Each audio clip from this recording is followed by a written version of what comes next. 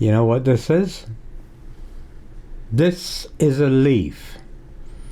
And this is the way nature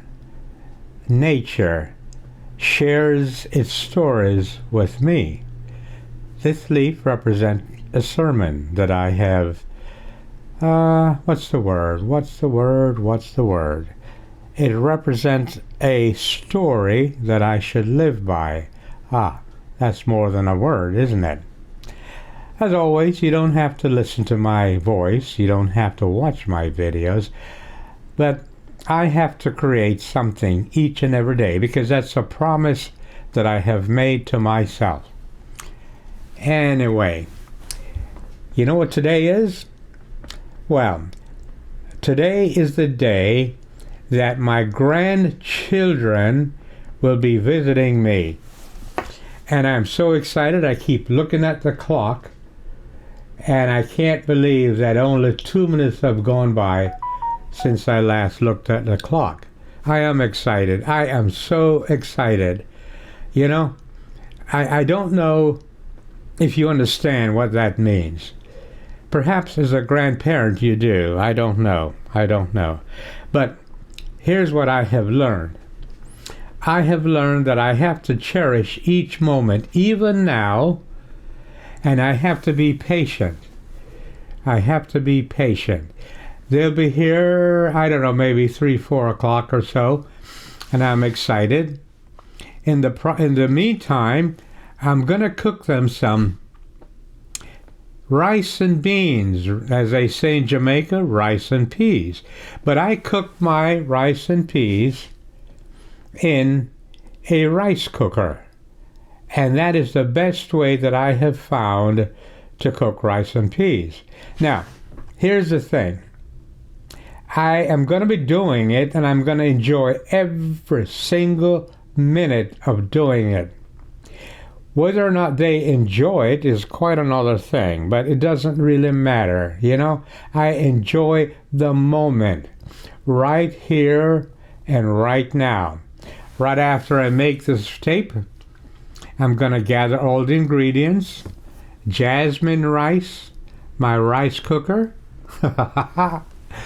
yes, coconut milk, and my seasoning. I hope they like it, but even if they don't, I win. It's one of those win-win situations. If they don't like it, then I have lunch for many days to come. Do you understand? That's how you live life. You live life right here and right now. I am like an ant on a leaf on the stream of life. Here you are, here I am, I'm this little ant on this leaf, and I'm on a stream. I have no idea where the stream will lead me to. But you know what? While I'm on the leaf, I'm going to enjoy life to the max. You see, nobody ever comes back once the stream goes into the ocean. We don't know what happens. It doesn't matter. It doesn't matter. Right now, I am that ant on that leaf, and right now I am using my imagination, the greatest faculty of the mind. I'm enjoying myself being an ant on a leaf. And I simply don't buy into all the nonsense that religion teach.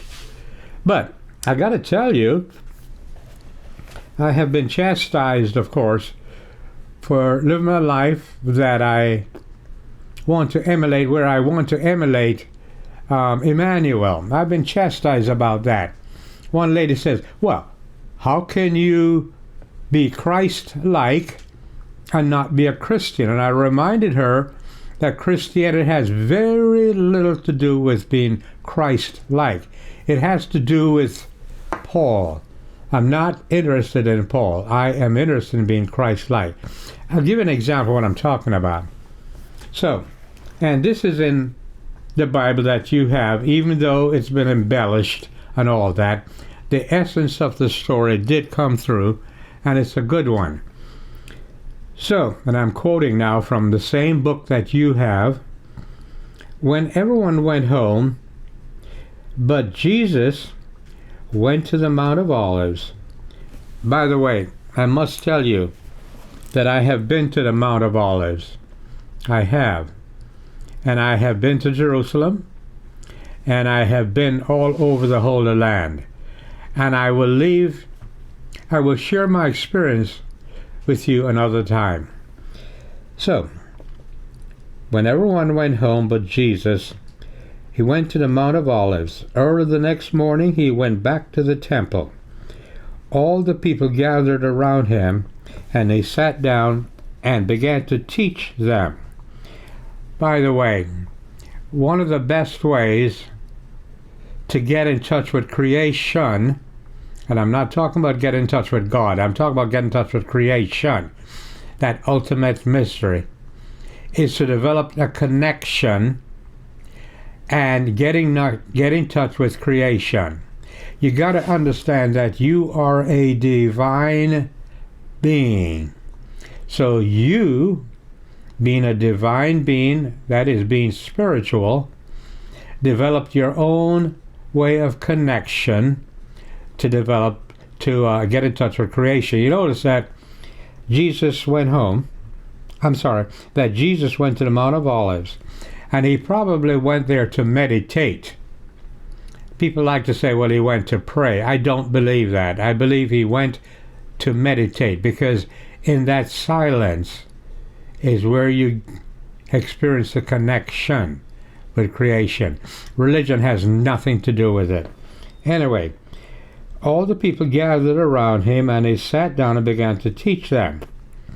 The teachers of the law and the Pharisees brought in a woman who had been caught committing adultery, and they made her stand before them all. That's what religion do. It shames you. Anyway, quote, "Teacher," they said to Jesus, "this woman was caught in the very act of committing adultery. In our law, Moses commanded that such a one must be stoned to death." That's what religion does. Burn people at the stake, drown them. Those are the acts of religion in God's name. Now, what do you say? They said this to trap Jesus so they could accuse him.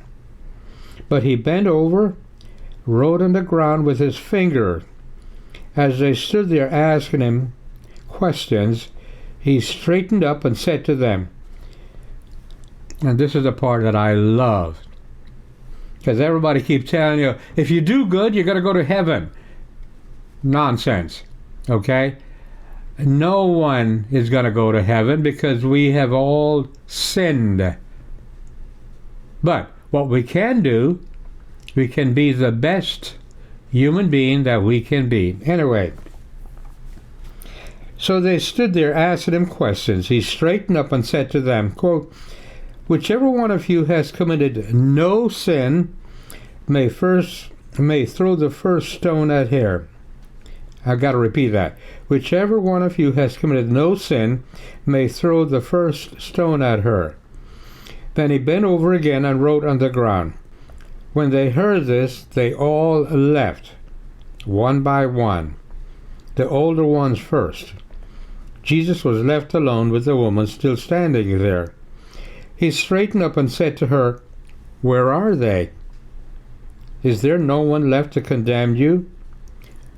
She said, "No one, sir." "Well then," Jesus said, "I do not condemn you either, but do not sin again." Isn't that a wonderful story? It's like an onion. If anyone was in a position to judge or condemn, it would have been Jesus, wouldn't it? Because religion teaches the nonsense that Jesus is God. Jesus is not God. Jesus became the Christ. He was very much like Siddhartha, who became the Buddha. And he said himself that you're going to do greater things than me. But anyway, I love that story. I know it's a little long. I'm also aware that very few people will actually see this video, and that's okay, isn't it? Of course it is. Of course it is. But I would suggest that you read the Gospels that have been left out of the Bible. All right? And do the best you can to follow the words and deeds of Immanuel. And it's very simple. Go into your closet in private and meditate. Meditate. Make that connection with creation. No God is needed, no religion is needed, doesn't matter what your religion is. You meditate, make the connection with the creation, and simply follow the words and deeds of Christ.